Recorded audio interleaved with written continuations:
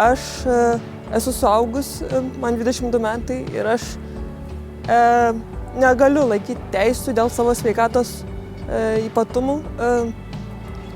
O dabartinis įstatymas sako tai, kad jeigu žmogus neturi teisų, jis ir negauna teisę į kompensaciją automobiliui pritaikyti. Dabar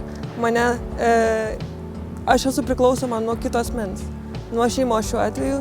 Mane vežioja tiek į paskaitas, tiek į fizinį aktyvumą, tiek į kitas mano veiklas, kur aš esu lygiai toks pat žmogus kaip ir visi kiti ir turiu irgi norų ir svajonių ir visus tos norus ir svajonės noriu po truputį pildyti ir tas priklausomumas nuo kito asmens kartais riboja mano pačios galimybės.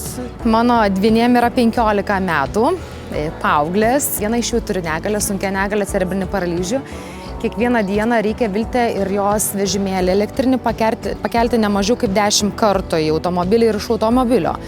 Tai paskaičiavus yra apie toną per dieną, kaip mes tą vaiką pirmyn atgal visur, kur tampom, tam, kad jinai turėtų galimybę socializuotis, keliauti, mokytis, važiuoti pas draugus ir panašiai. Šiandien judėjimo negalią turintys žmonės ir šeimos auginančios vaikus su judėjimo negalia susiduria su didelė neteisybė. Ne visos jos gali gauti kompensacijas, taip pat tie suaugusieji, negalią turintys suaugusieji, kurie dėl savo sveikatos negali turėti vairuotojo pažymėjimo, kad jie taip pat galėtų pasinaudoti kompensaciją pritaikytam automobiliui, nes tuomet jie galėtų iš tikrųjų paprašyti pagalbos savo artimųjų ir judėti kiekvieną dieną labai saugiai ir komfortabiliai.